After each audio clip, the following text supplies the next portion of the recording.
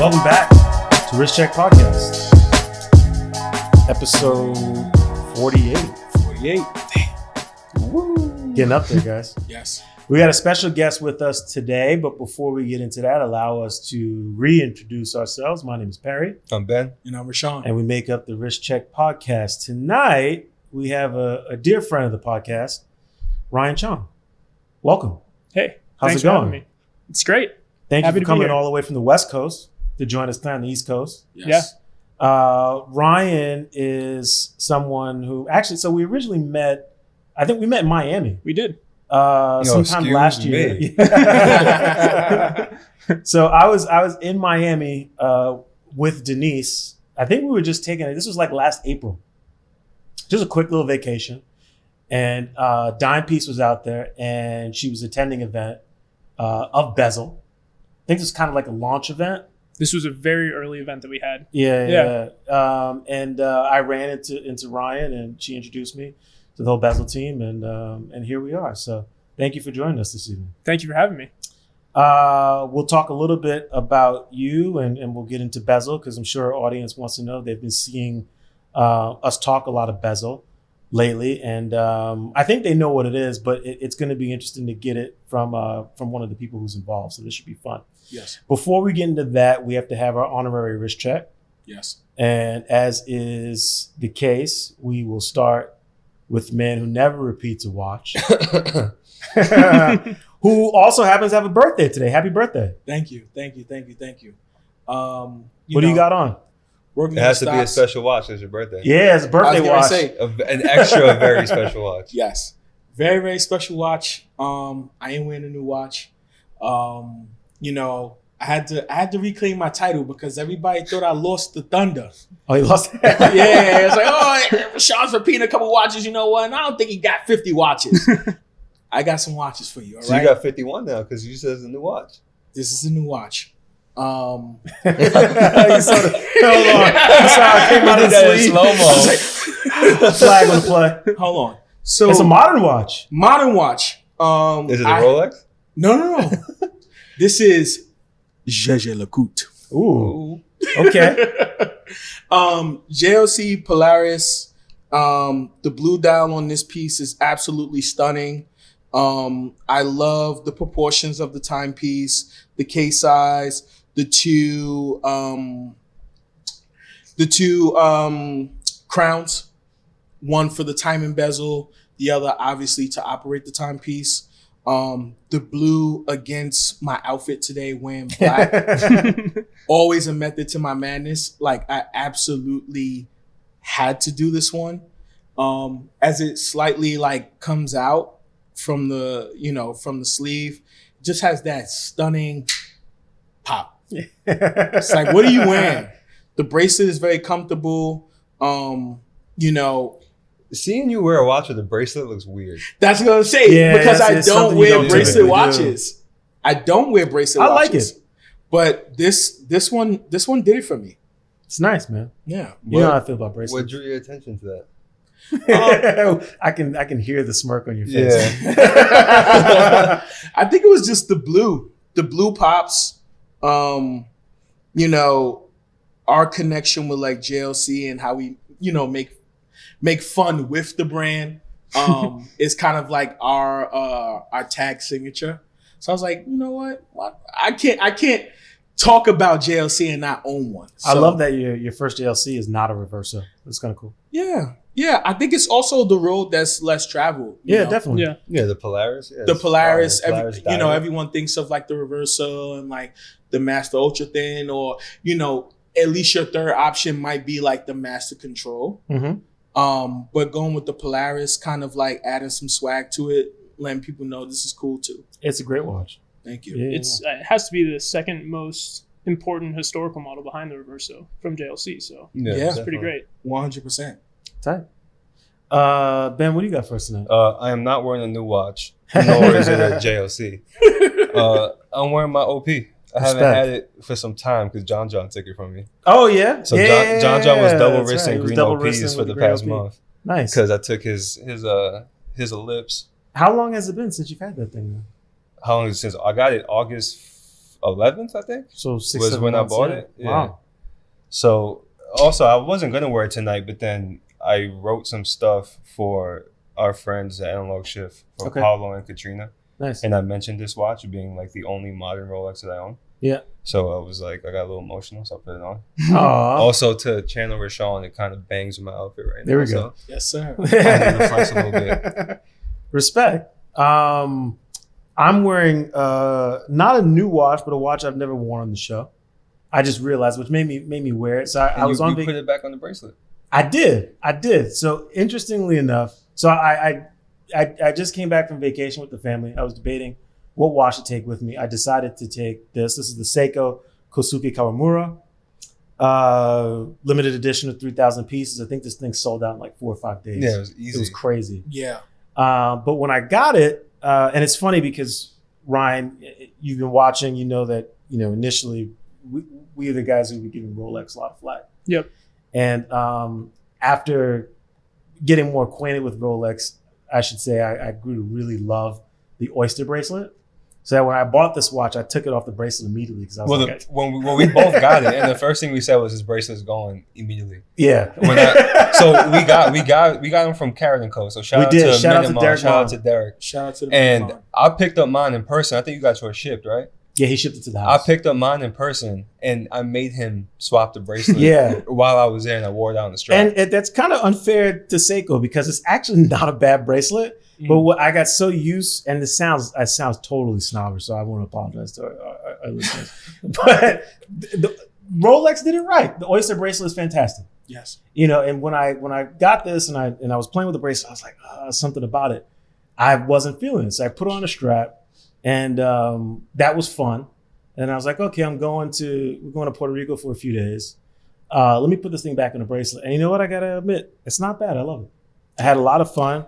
It's only 10 bar water resistancy, but whatever. That's just enough to go swimming. Yeah, You weren't I don't- scuba diving? I You wasn't ain't scuba diving, no. But did some laps in the ocean. Yes. And took it to the pool. And this is the longest I've been wearing it for over a week straight now. So, Yeah. and I'm having a ton of fun with it. So that's what I got on tonight. Ryan, what have you brought with us tonight? I'm wearing my 14060 Submariner. Okay. It's an S serial, so from 1993. And similar to what you were saying, this is the watch that I wear nearly every day. Yeah. And so I was speaking with my colleagues in the office, and they were like, oh, you got to wear something cool for the wrist check pod. Hey. And I was like, I guess I should, but this is really, like, that would be out of character for me. Sure. This is just the watch that I wear every day. And like you were saying, Perry, Rolex has engineered everything to perfection. Mhm. And so that's the reason I wear it every day. I'm totally happy wearing it every day. I'm a stickler for cases, and I Yes. think that is something that was passed down to me from people I've worked with and been involved with in the industry.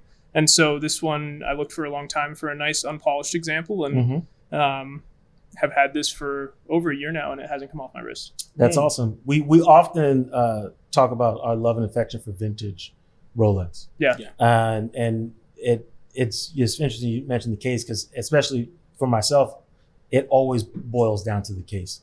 Vintage Rolex cases are magnificent. Yeah. Amazing. The proportions are perfect. They're Yeah. absolutely perfect, and it really makes you fall in love with just like the shape of the Oyster case.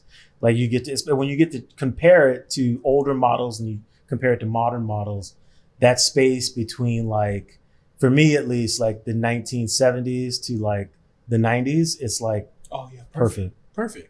It's a 100%. beautiful example. And this is a vintage 90s piece, right? Yeah. Yeah. 90s. Awesome. Yeah. So this is my baby and one of my favorite watches. And so you bought this secondhand, obviously, right? This wasn't. Yeah. I bought this from a friend who's a dealer in Miami. And, Okay. yeah, I guess that's a perk of being in the industry is you have Yeah. a lot You of got connections, friends. and Yeah. especially with vintage. I don't really own any modern watches, so with vintage, the saying that everyone says is buy the seller. Yep. And so Facts. luckily working with them and knowing them and being familiar, I've always felt safe buying vintage watches. Awesome. Yeah. So as it turns out, we've got a lot of friends in common. Yes, we and do. You've been in the, it's funny because it's like we would talk to people even after we met and your name would pop up. And so we have some friends at Sotheby's. Shout out to Rich Lopez and Janet Then. I love Rich and Janet. Yeah, who know you well. Yep. And speak highly of you. So I want to get into how you got there, but first I kind of want to talk about what started this passion for timepieces. Sure. With you. So it never was directly with watches, where my love for them originated, which is a weird way of saying that I kind of backed my way into watches. So in high school, I took an AP Art history class, and that really set off my love for learning about history through objects. Okay. And from there, in college, I majored in art history and also economics because I was always told I couldn't get a real job if I just majored in art history. So I was like, I got to do economics too. And that led me to want to work at an auction house. Okay. But my area of interest were Renaissance paintings. Sure. So nothing to do with watches. They weren't even on my radar. I liked the way they look and I understood them aesthetically, but nothing from a mechanical perspective or value and anything like that. So I get to Christie's in San Francisco as an intern. And to get to Christie's New York, which is the head of the US, after about 6 months there, they tell me, hey, there's a position in the watch department. Would you be interested? And like I said, to this point, I had never had watches cross my mind as a career or as an object that I wanted to really get to know. What time is this? Just so this is 2015. Okay. Wow. Yeah. So long story short, I take it, moved to New York, and in the New York watch department at that time were John Reardon, Eric Wind, Brandon Frazen, Rebecca Ross, all these great specialists. People are like legends. Heavy Legends legends. today. Heavy. You dropping these names like it's not like these are legends in the game. Totally. Yeah. And so I was extremely blessed to walk into that situation. And of course, these names meant nothing to me at the time. I didn't know anything about watches.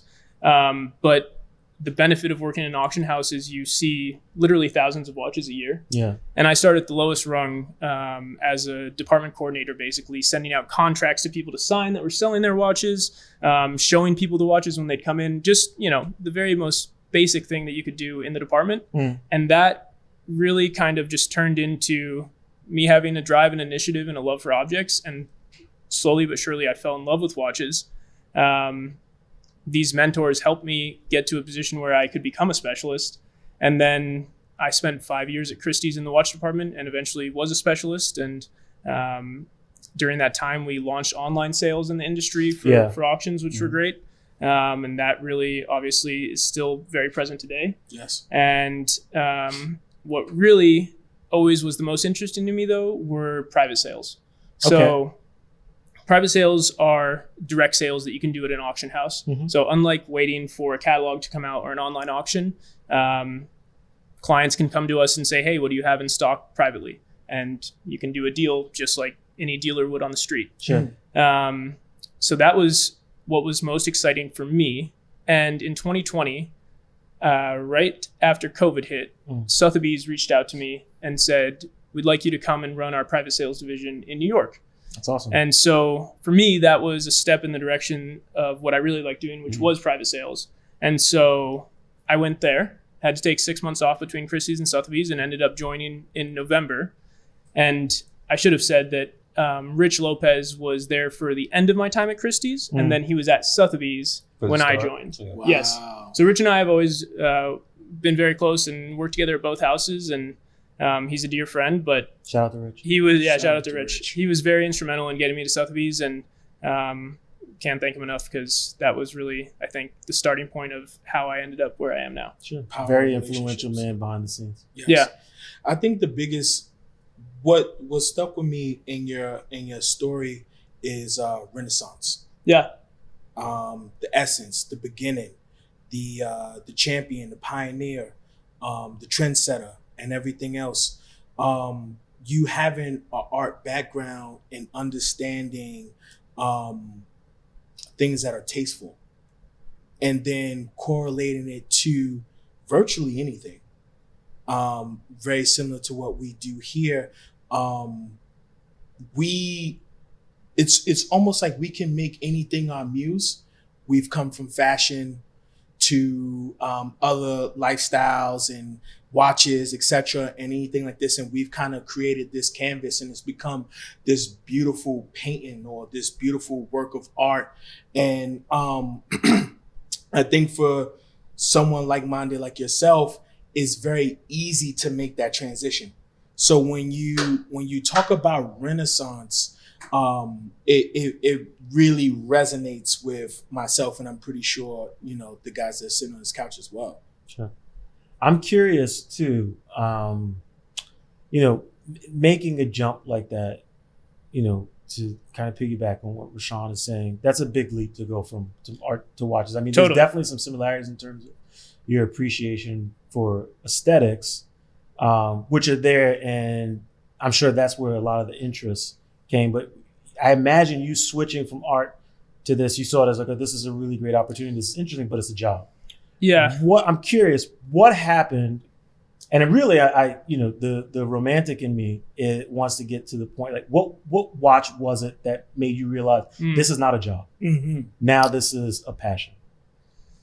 What That's was a the really piece that good came question. across your lap where you were like, I get it? Yeah. So I should have said when I moved to New York Mm. and joined the watch department, the goal was always to transition out of the watch department into the old masters, which is what the department within the auction house is Right. called, that deals with Renaissance paintings. Mhm. And that was super hard to materialize because that's just a very institutionalized department where it's people who have worked in that segment for a long Yeah. They time. know everyone. Yes. Watches, Yes. on the other hand, and as you guys know, we're much more open to newcomers to the space, Yes. open-minded. It's people with very varied backgrounds. And so that was kind of a motivator for me to stick it out. Mm. And to your question, Perry, the watch that always remains in my mind and is one of my favorite references to this day is a Patek Philippe Perpetual Calendar reference 1526. Yeah, there we go. So So Yeah, Ben is like See the smile grinning on my ear to face right ear. Yeah. It's always a pattern. so It's always a Patek. looking at these objects through the lens of historical importance was how art got me really excited. Mm. And then when I figured out watches were the same thing, Mm. that's what really kicked off the passion.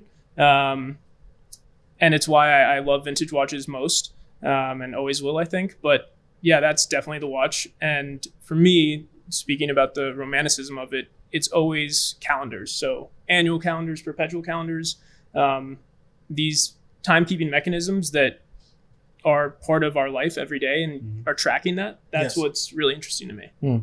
That's awesome.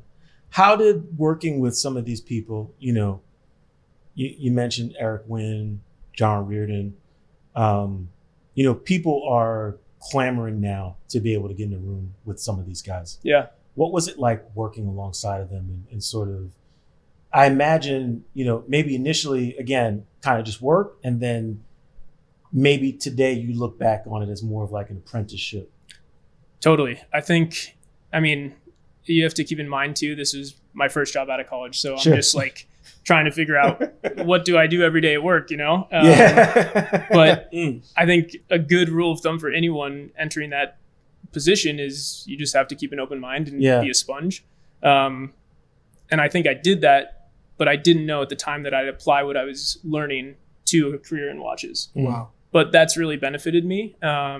And like I said, it was extremely blessed to be in that position and took advantage of the opportunities that presented themselves. But working with those guys, I mean, John had been in auction since 1998 and with a brief stint at Patek, but he has seen every situation that you could possibly see in Yes. the world Yes. of auction. And so just knowing how to handle issues that arise, knowing how to speak to clients, Yeah. knowing how to present a watch that has issues, but you're still trying to sell it at the end of the day. It's all, it's just being a professional. Yeah. And so I definitely learned that from him, from Eric with his insane amount of knowledge. I mean, Just- it's crazy the way he can spin off he's an references. encyclopedia. So He really is. yeah, I mean, having that ability to pick up the phone and call someone or even see someone in person and ask them a question is, people, like you said, clamor to be in rooms with those guys now. Yeah. Yeah. Do they get excited to see when you have conversation today, like sort of where your path has led you and what you're doing now? Yeah, I think so, because at that time too, this is, early on before I think watches really had the Instagram effect of Right. They're just everywhere now, and everyone is aware of values and what's popular. Mm-hmm. There's only so many paths within watches. Yeah. And so now the industry is so much broader. Mm-hmm. And what I am doing now is totally different than what existed back then. So Yeah. I think they are excited, and I still keep in close touch with them. That's awesome. Yeah. So now, fast forward, you're at Sotheby's, and there are these guys that have this idea to launch this company. Somehow they get in contact with you. Did they have the name at that point? Yes, they did have the name. So you and hear the name. I heard the name. They give you the what was the pitch? How do you steal Ryan Chong from Sotheby's? Yeah. So I have to say first that there's one common thread in my life that has opened up a lot of doors. And we were talking about this before we started filming, but it's been basketball. Yes. So I'm a lifelong basketball player. You play? I do. Nice. Yeah. I played in college for a couple of years. What position did you play? Shooting guard. Respect. Yeah. So that's all to say. I knew Chase, who's one of the co-founders, from playing basketball. Okay. Had no idea what he did professionally. He had no idea what I did professionally. Wow. And I think this was 2021, but I was on a little interview with Wax Insurance, who specialize in collectibles. And they, at that time, Chase and Quaid, two of the co-founders, were speaking to one of the main investors of Wax. And he said, oh, you should talk to Ryan. And they saw my interview. And Chase reached out and said, had no idea you were in this space. We're thinking about starting a business called Bezel. This is exactly what it does. And at that point, the market was absolutely ripping because this is 2021. It was the height of it. You can sell a modern watch without doing anything. Facts. And like I mentioned, vintage watches were really what I was passionate about. So this was becoming, I wasn't not less interesting, but I was less stimulated every day by what I was doing. Sure. And so what I noticed is in the space, there existed big marketplaces, but none with a really thorough authentication, or a simpler way to put it would be none were able to give you an authorized dealer experience buying secondhand. Yes. That's so true, because I remember when I initially started really experimenting with buying vintage watches online, because I bought a couple online. It's frightening. Totally. Even modern watches. Even modern watches, I'm not going to make safer to go for a modern watch online, though. Yeah. I feel. It definitely is, but it's still, for someone who loves vintage, especially at this time, during the height of COVID, there's still, a little hesitation about going off and meeting strangers, because we're still dealing with this thing that we've never gone through before.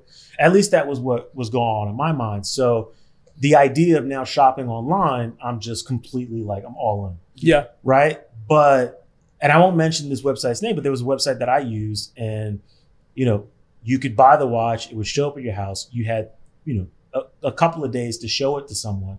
But I remember thinking about this, and I was like, I'm glad that I actually had this watch take to someone and show them. But this is frightening really for both sides. Totally. Because here I have this. What if I take it to someone and they don't really know what they're looking at? Yeah. But even if I'm the seller, dude, you have my watch for several days. If you don't want it, you send it back to me. I don't know what the condition is going to be like. Yeah. When you send it in, it's a frightening process. Yeah. I think you had a really good experience, and you might have shared it on the show. I know you at least shared it with us. You had purchased a particular timepiece, and you kind of you championed this guy. He was like, yo, this is the guy. Well, back to his comment, you buy the seller. Yes. So sure. I was fortunate that Yes. this person came recommended, but I still didn't know this guy. Yeah. Yes. But You know? he made you very comfortable in buying a timepiece online. And I remember you raving about it, Sure. because I still was like, well, who is this guy? He was fantastic. Yeah. Yeah. He was in Miami too, wasn't he? He was in Florida. No, this gentleman might have been in Colorado. Was he Colorado? Okay. I think he might have been in Colorado. Okay. But nonetheless, just even like thinking about the process, Yeah. I was like, this is not something that I would repeat over and over and over again. Yes. And you had bought watches at that point, right? I had. So that's the big thing for me, is that there's this whole segment of first-time buyers who maybe don't have a guy that they can take it to Yep. within those few days. And so that was where I really saw there to be an opportunity to insert a marketplace that would fulfill those needs. And so that was what got me really excited about the business proposal of Bezel, and ultimately made me join. Oh, that's awesome. Amazing. Did Bezel have a plan for more vintage, more of that niche market at the time, or did you kind of go into it like, I'm going to make that my thing? So we don't. So currently with Bezel, we're mostly focused on modern watches, just because the economics of the business and what is most efficient for us to authenticate at the level that we do, and I can tell you guys about that too, is modern watches. Mhm. Like you said, Ben, they're so much easier to authenticate and you feel safer buying online. But what can be an issue is you buy online, you don't know the seller, or you don't know about watches. You get something, let's say a modern Omega Seamaster. It only comes with maybe the pictograms card and not the international warranty card. Right. Yes. How do you know that if you don't know about watches? Yeah. Yes. And so even aside from authenticating, just checking and making sure that what you're getting is what it's purported to be, that it's working correctly, all of that. So that's what we solve as Bezel. We would love to get into vintage watches at some point in the future. It's just that, of course, the authentication of them is so much more rigorous. harder, Yeah. So let me ask you in this process, because you mentioned something that was interesting in terms of how you guys go about with the authentication process. But I imagine that you guys are also working with the sellers to land on a price Yeah. based on what's available. So the nice part about our process is we have total control of what gets put on the platform. Yeah. So we work with professional sellers, individual sellers, and it's all up to them to set the price, to describe the watch and how they view it in terms of condition. But ultimately, we see that before it goes live. Sure. So if a watch looks very scratched up and they say Right. it's perfect, of course, we're going to intervene and say it should be graded as such, Yes. and it should describe the Price as scratches such too, right? Yes. and Yeah. price as such too. So Yes. even in the case where it's like, we're talking about like perhaps an Omega Seamaster is not sold, is not available full kit, Yep.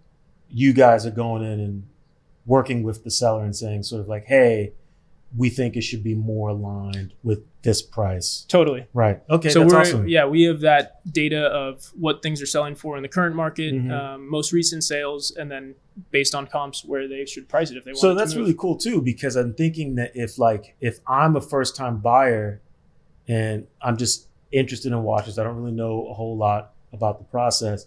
You guys are, even without speaking to me, just me being interested in using your website, you advocating for me. Totally. Yes. So that's, I think, probably one of our biggest value adds outside of authentication is that it's literally a team of people that just love watches. Right. And so we're at the ready to speak to you, to speak to buyers, sellers, to figure out how you should price something, how you should list it. If you're on the buying side, is it a smart buy? Is it a good price? Is the condition good?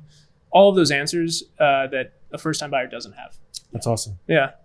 I think the biggest thing too is with the amount of volume that you guys get as far as just like buying, selling, etc., adding a bit of like a personal level to it to where you can actually consult. I think that's something that is missing in like the resale market.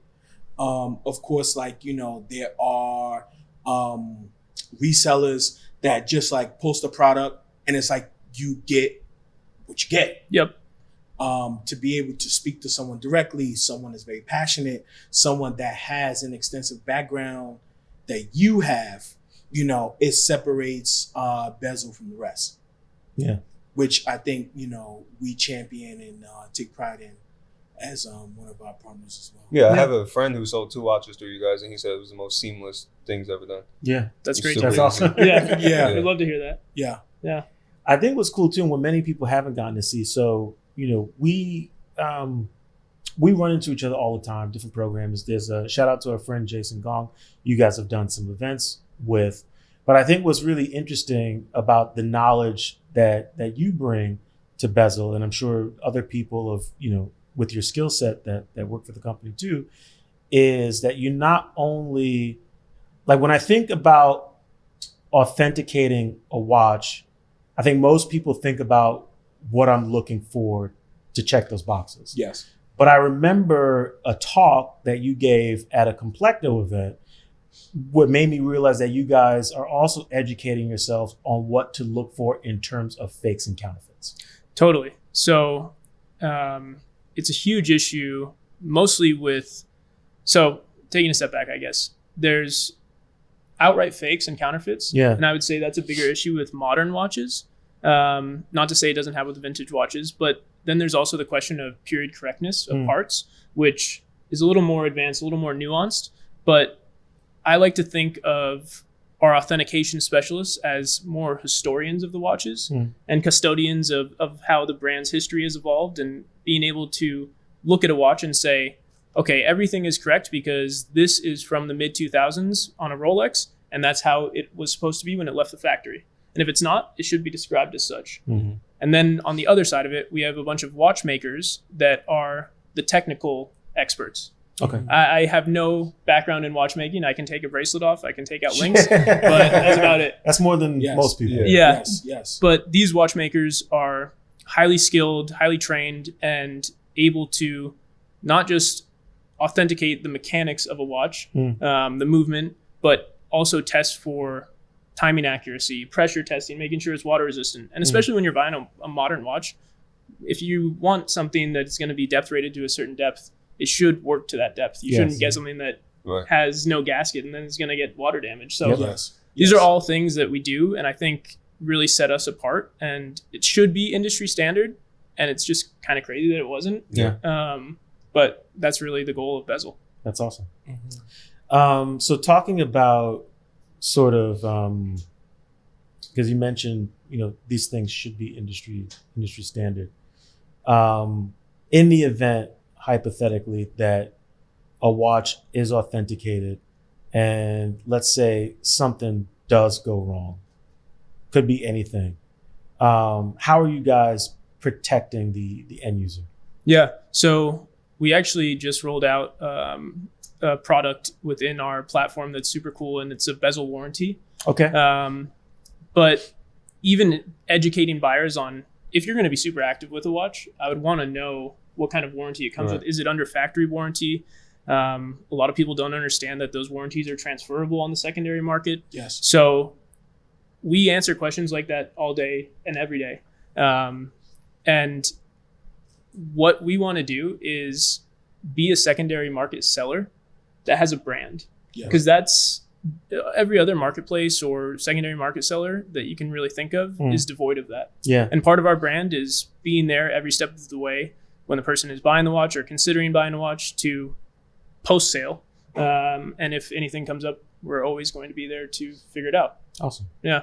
What's the craziest thing you guys have seen since because I know you guys are checking a lot of watches. I'm sure. Listen, everyone hits the water cooler from time to time. What are these guys talking about? I guess this is the craziest thing that we've seen because it was just kind of a crazy story. But one of the checks that we do for every watch is making sure it's not stolen. So there's a database where you can submit a serial number, and other sellers do this too. But, I've heard about this. Yeah, it's very important to do, because the worst thing would be to buy a watch, take it in for service, find out you don't have the rights to it because it was stolen. Wow.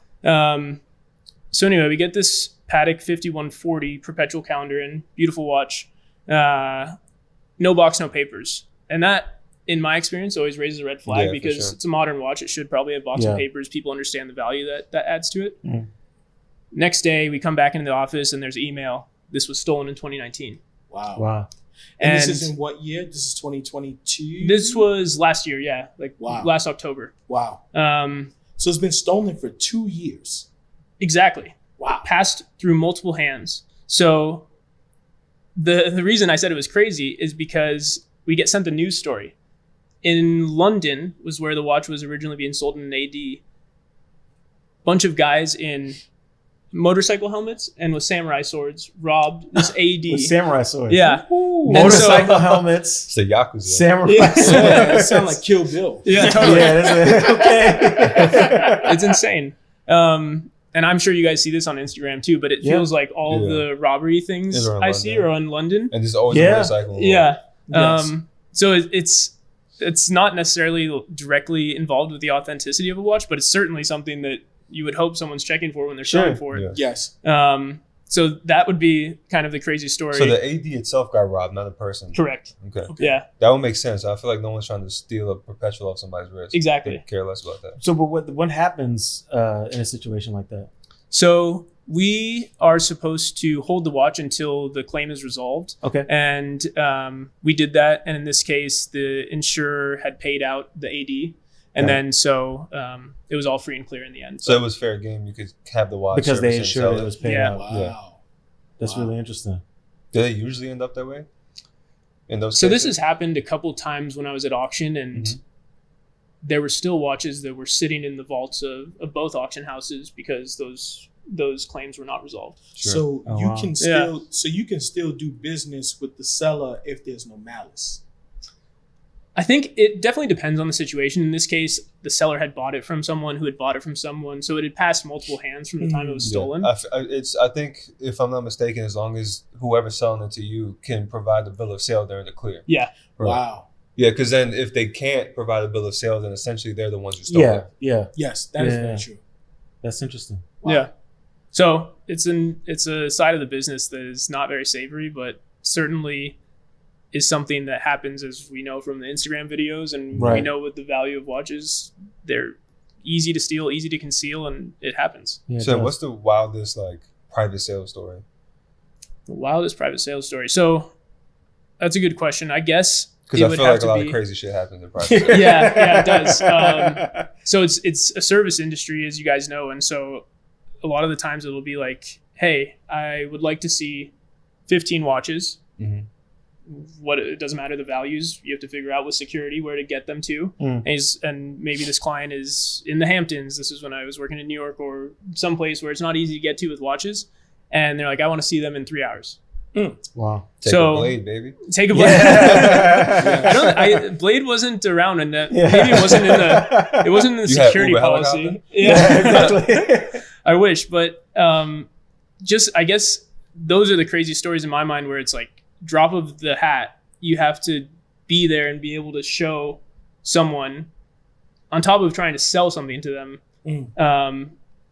You're just working in adverse Yeah. conditions. Well, especially I mean, at that level too, the caliber of clients you're dealing with, like, Exactly. what they want to look at, what they're interested in buying, what they're capable of spending. They're like, I need to see it right now. Here's where I am. Get Yeah, it. because they're Yeah, hot clock right is now. ticking. Iron's hot. Yeah, now. yeah. You want to go make It's that now or sale. never. Yeah. That's right. That's funny, man. Wow. So going back to Bezel for a little bit, what's really cool too is now, this isn't your first time in front of the camera. They got you on screen. So you guys started a series, and it's sort of casual short form content, but informational. Yeah. And it's called Take Care. What was the inspiration behind this? So kind of what always is driving the decisions we're making is this catering to first-time buyers? Yeah. And is it informative and educational and helping people further their watch collecting journey or start it? And so the Take Care series is exactly that. Just as basic as how do I wind my watch? How do I set the time? To how should I store my watches? So those are the kind of questions that I think maybe people are sometimes too scared to ask, or Sure. they don't know where to They find think that it's like a information. silly question, so they don't go for it at all. Yeah. Totally. Yeah. And to us who are so deep in it, it's like, it's like secondhand, Mhm. and I don't even think about it. But what's really fun about Bezel is we have a combination of people who have been in the watch industry and those that haven't. And so bouncing ideas back and forth is really kind of enlightening to me, because sometimes I don't look at it from the perspective of I am new to watches. Right. How do I break into it? How do I start to understand it? Mhm. And so anyway, the Take Care series came out of that. That's awesome. So it also, with that, it kind of looks like you guys are focused not only in, building and scaling this business, but you see fostering a community as part of it. Totally. What else are you guys looking to do? What do we have to look forward to in terms of of that? What are you? I know you guys have the event programming that you're doing, but what do we have to look forward to in terms of community? Where's Bezel going? Yeah. In that sense. So I kind of touched on wanting to build a brand, and that entails some other stuff that hasn't been done in the watch space yet. So I think the big thing, and we have Mike sitting over here, but shout out to Mike. Shout out to Mike. Would be our brand partnerships. And so I can't reveal exactly who or what's going on yet, but partnering with really cool brands that are not necessarily watch specific. And creating a buyer's club or a seller's club or communities, like you mentioned, Perry, where we can bring people together and introduce them to different brands or experiences that we think are cool as Bezel. We want to toe the line between a lifestyle company while being a watch company. And obviously, first and foremost, is always the authentication aspect and selling watches. But I think every modern brand that's successful toes that line in one way or another, at least in the consumer product space. Yes. So that's where we are. So I'm sorry, go ahead. Oh no, I didn't mean to cut you off. But funny to what you're saying is, I think brands that do it very well, me personally, I call it guerrilla marketing. Yeah. Where these brands use the people as their brand ambassadors. And I think a brand that we have a lot of ties to being Oris, being one that can use the people. So they don't use, a George Clooney and a still photo to promote their watches. You mean the David Beckham Photoshop with a bunch of watches on? The same photo? He just loves to take shots. But I mean, I think that approach is very authentic. That's something that, since we've been sitting on this couch has been something that a word that we've used so much is authentic, being real, being able to stand on the same ground with your consumer. A lot of these brands will kind of believe that they are above their consumer. And it's very easy to do so when you're on the secondhand part, because it's like, I have the product, you buy it or you don't. There's no obligation for me to interact with my end consumer. But now we're finding that there are so many people that are getting into watches, and they do need outlets, and they do need the information that, we're still trying to figure out how to supply it to the masses. Sure. That's why Bezel exists. That's why Rich Check Pod exists. So many different outlets, Complecto, etc., and everyone else. So what, Bezel brings to the industry, I think is very, very powerful. And, speaks to just like what you have brought to the table. That's awesome. Thanks for saying that. Yeah. I mean, it's still early on, and we've been fully launched only since last June. So it seems like you guys have gotten a lot of work done though. Yeah. I mean, it's like full steam ahead. Totally. And that's a testament to the team that's been built. But I think sometimes I have to pinch myself because it's less than a year fully operational and we have all these goals, but we just have to take our time. So in identifying brands to work with, I imagine that you guys have a better understanding today than maybe even when you started of who your target demographic is. Yep. And what that looks like over maybe the next 4, 5, 10 years. Who aside from just first time watch buyers, who is going to get Bezel? So I think it's largely, and I mean, this was corroborated in the report that just came out, but Gen Z and millennials are the luxury buyers. And so that is largely who we want to target. And it's not to say we're not catering to other sectors of the population, but it's just that a tech first platform definitely is more inclined to reach millennials and Gen Zs. The first time buyers of today will be the second time buyers of next year and the repeat customers and collectors years down the line.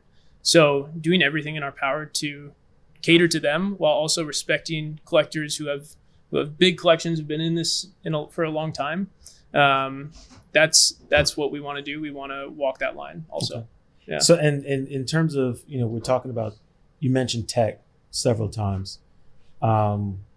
what is Bezel bringing to the table in terms of technology? What we have to look forward to? Yeah. So I think largely up to this point, we have been creating a product that is maybe on par in terms of what it offers to other existing platforms. I will say the user interface is awesome. So amazing. that is would good. be, The yeah. app is fire. Thank you. UI, I'm a big fan of UI. I hate when I go on the website and it just fucking sucks. It makes it Yeah. easy, And and yeah, then the it's app like is very so well good. curated.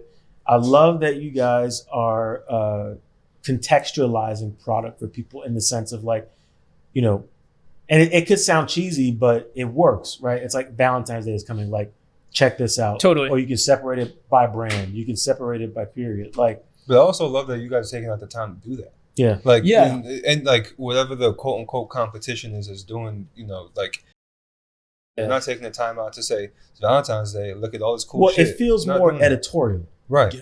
which I Yeah. think is interesting. So that's definitely a portion of what we're doing is we have an editorial team that write articles. We have a journal. And the product is, when I mean it's on par with other products, it's like we can sell watches, we can take offers, we can have sellers upload their inventory.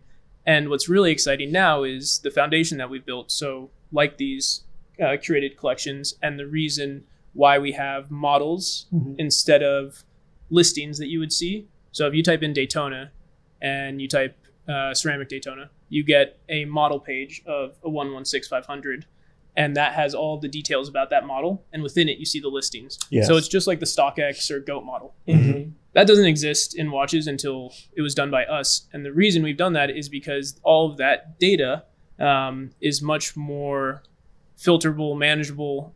We can do a lot more interesting stuff with that.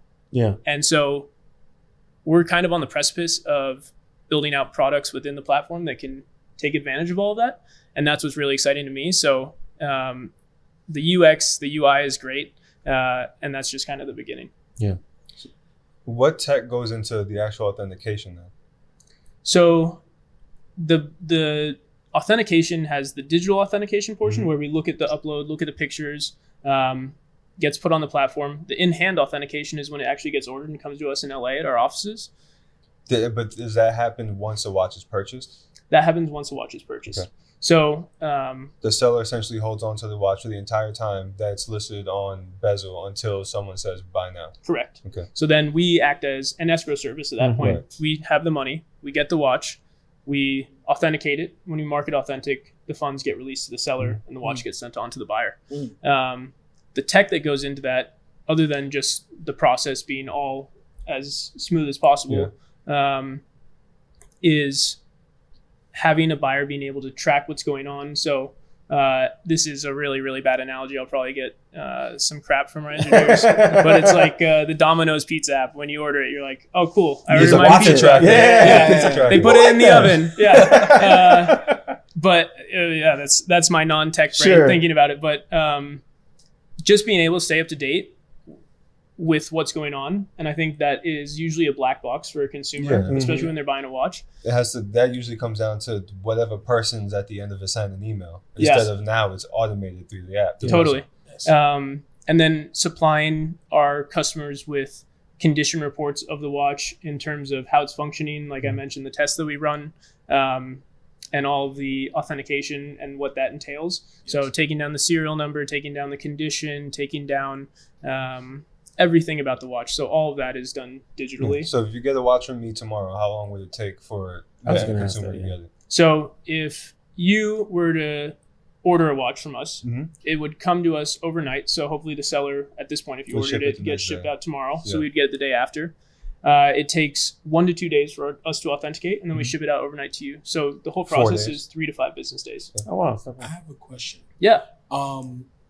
Because Bezel is based on the West Coast, do you believe that you guys being the tech epicenter and being kind of like first over the hill with the level of analytics that you offer and the experience that you guys have, do you think that you guys have an advantage, or obviously there's something that you bring to the industry that most competitors don't? Because if you think of the competitors that do resell, most of them are kind of based on the East Coast. Yeah. If that's fair to say. Yeah, and the largest marketplace is based in Germany. But I think we probably definitely actually have an advantage in terms of the tech talent that's available within California. Obviously, a lot of that has switched to remote work over the past couple of years. Yes. But I really feel strongly that the in-person collaboration that we get working in the office allows us to achieve what we've achieved in the time that since we've started. And so, yeah, I think being in California is a huge advantage in that regard. Awesome. So you guys have recently made some news. I guess congratulations is in order. You got some major funding. Thank you. For some key players. Shout out to John Reardon. I was going to say, Reardon was in there. Which is a full circle moment, and that's kind of cool. Totally. But then you also got, I think Kevin Hart is involved in his fund. There's a couple of other people. Yeah. So how did that happen? So to run a startup of this level, you need backing. Sure. And so this fundraising started really back in 2021, but we have 3 buckets of investors. We have venture capital funds. We have celebrity investors. So you mentioned Kevin Hart's fund. We have John Legend, Steve Aoki, Michael Ovitz, people like that. Kyle Kuzma. And then we have Watch World celebrities. So we have John Reardon, a couple others. And so that is kind of a holistic, what we think, backing of different sectors that will really help us get to where we want to go. Yeah, that's awesome. So obviously you've been around for a while. I know you've seen some wild stuff all over the place. Not only that, but you've probably bought your fair share of watches. Definitely. Where are you headed to in your watch collecting journey? I got some questions for you. How many watches do you own? Is it more than 50? It is definitely not more than 50. Okay. It is definitely not more than 50. Rashawn, you got me there. My watch collecting journey, I would say, is an interesting one in that I always go back to my original path that I fell in love with watches, and that's aesthetics. Sure. So, however, I should say that now that I know enough about watches, quite a lot, all of that gets, they counteract each other. Sure. So sometimes something will look really great to me, but I would never buy it. Yeah. And I think appreciate that's it from afar. And I think that's a dilemma I face. Rashawn has to learn how to do that. Yeah. Hasn't hit me yet. Yeah. And seeing so many watches over the years, I used to not be able to hold myself back from going, I need to have this in my collection. And I think this is something that everyone goes through that's around watches, but you eventually learn some restraint. And so I maybe add 1 new watch a year to my collection, but what really excites me is the hunt. So I look at auctions, I look at different sellers' websites, I look at Bezel, and if I see a good deal for something that I've always had my eye on, I'll try to grab it. Yeah. So my collecting journey is, I guess, kind of up in the air because it depends what that next good deal is. So what did you add last year in 2022? So last year I added this about this time last year. The year before that I added a Day-Date 18238 in yellow gold. I got very happy. With a champagne dial and diamond set hour markers. Ooh, okay. That made me happy. Yeah. So this example is totally unpolished, probably unworn. What has was a it about that sticker. watch that drew you The to diamonds, duh.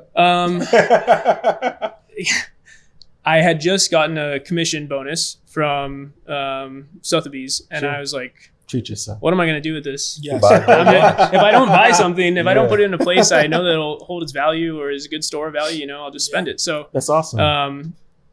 I think a lot of the conversation now is like, what watch is a good investment? Yes. And not that I recommend investing in watches in any way, shape, or form, but for me, that's what I know best. Yeah. And so I've always felt comfortable buying watches that I probably shouldn't be buying, Yes. and then just letting it stay there. Sure. Yeah. You know what I love about, I think outside of Frem, who we had on the show recently, I don't think anybody else that we've had on the couch has really talked about gem set pieces, Hmm. And especially how many watches that pass through your hands. It doesn't really strike me as a surprise that you would look into a gem set piece. I'm a little shocked. I'm not. I'm a little shocked. I'm not. Well, the funniest thing is that, I mean, I'm we not. know some crazy watch collectors, and there's some collectors that just like won't touch gem set. What do you Me. say to those guys? I'm good. You on would. Gem Set. No, but You you, gotta find the you one. wore a Rainbow Daytona on the show. You one said time. you would get a Rainbow Daytona on the show. He's like, yo, I will rock Who this. wouldn't? Who wouldn't? Some people won't. You'd be surprised. They just, I mean, it's not their thing. But I mean, like, You found a gem set for you. It just so happens to be a rainbow.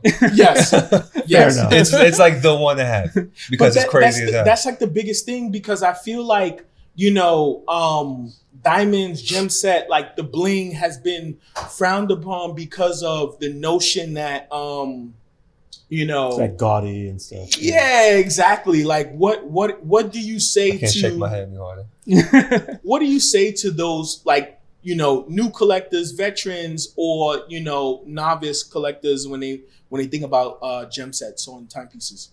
So I think the biggest pleasure for me in the last couple of years has been people coming into the space with no background of watches. And that means they don't have any preconceived notions They're the most open people. about Yeah. watches at all. Yeah. And they're like, oh, this gem set piece or this like Piaget from the 80s, which is dirt cheap compared to what it's probably worth at retail when it was originally sold, or even just based on the materials that are used in it. They're like, this is a cool watch. It's great. No one else has thought that was cool for 20 years, but Sure. I like it. Yeah. And they don't know that.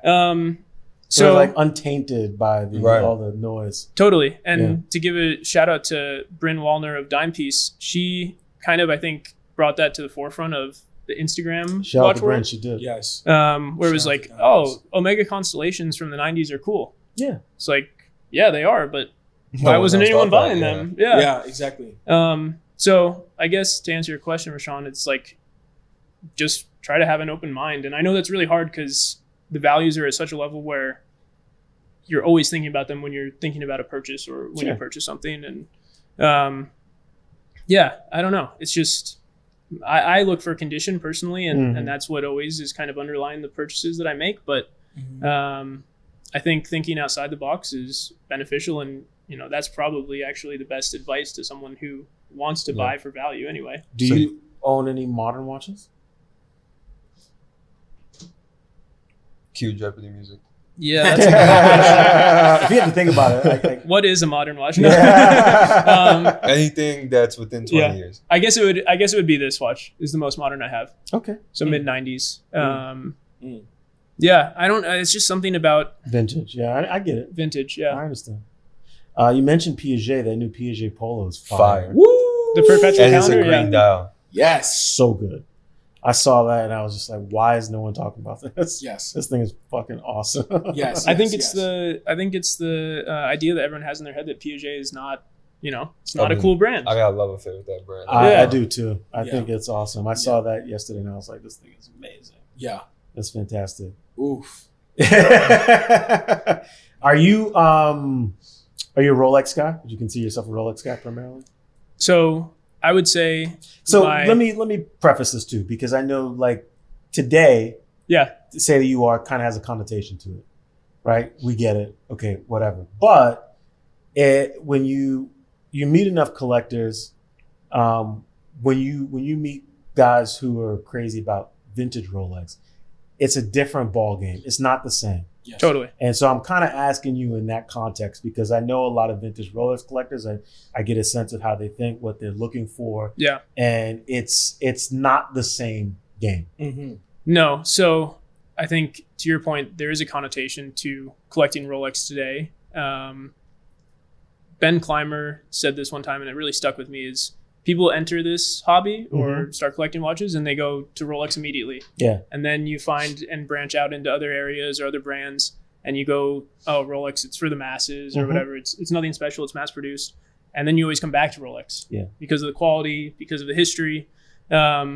So I think I went on that journey myself and I am a Rolex person from that perspective. I would say, what do I appreciate most? It would probably be Patek Philippe, vintage Patek Philippe. Yeah. Yeah. Mm-hmm. I'm with you. I saw a 54G and lost my mind. Mm-hmm. coming soon. Oh yeah. We'll figure that one out. Yes, sir. My man, it's been a pleasure having you. Yes. This has been a lot of fun. Amazing. I look forward to what you and Bezel are going to continue to build. I know it's going to be special. I love the website. I love the app. What you guys are doing in terms of community building with the events and everything, I think is really, really smart. And what's great is actually when you do, for the most part, if any of you listening or watching actually get the opportunity to attend a Bezel event, I think what you'll find is that the people that they are bringing together, coupled with the people that work for Bezel, are really great people. Mm-hmm. Like, we've had nothing but pleasant experiences speaking with you guys. I mean, from the moment we met, it's been a ball. Yes. So That's really nice of you to say. absolutely, no, Yeah. and I mean it. And having you come, here all the way from the West Coast, it means a great deal to us. So Hey, we appreciate you. anytime I can come back. But yeah, we really appreciate you guys' support. And as we were saying earlier, I think there's a lot of synergy there. So Definitely, we'll both keep pushing. More to look forward to in the future. For those watching and listening, we want to remind you, because it's the perfect opportunity, that if you are looking for a new watch, that you download the Bezel app today. Yes. It's in your iOS app store, your Android app store. I think Google Android has the same same thing. Maybe I'm an Apple guy. No Android app yet, but it's on the roadmap. So But get yourself an Get Apple. yourself an iPhone. Get yourself an Buy an iPhone. iPhone. If you have an Android, you can also go to our website. But you can go to the website, Yep. yeah, and the website is just as user friendly, and they've got a wide assortment and array of watches available in almost every price range that you can think of. Yes. And Wrist Check Pod has a promotion going on right now. So if you go to the website and use Wrist Check Pod at the discount, at the checkout for discount, you get $250 off on your first purchase, and getting an official welcome to the Bezel congratulatory message from us here at Wrist Check Pod. So that's worth its weight in gold. Yes. Thank you, my man, for coming through. Thank you for having me. Thank you all for watching and listening. You know where to find us. We're on YouTube, Spotify. You can watch and listen. Google Podcasts, Apple Podcasts, Overcast, all the casts, Instagram, TikTok, For the children. for the children. Maybe one day even. Maybe in Don't the say it. metaverse. No. Yeah. This has been awesome. Episode 48. We'll see you guys next week. Peace. Peace. My man, thank you. Thank you, guys. Hell That was yeah. perfect. Absolutely. That was Yeah, that perfect. shit was smooth as fuck. Thank you.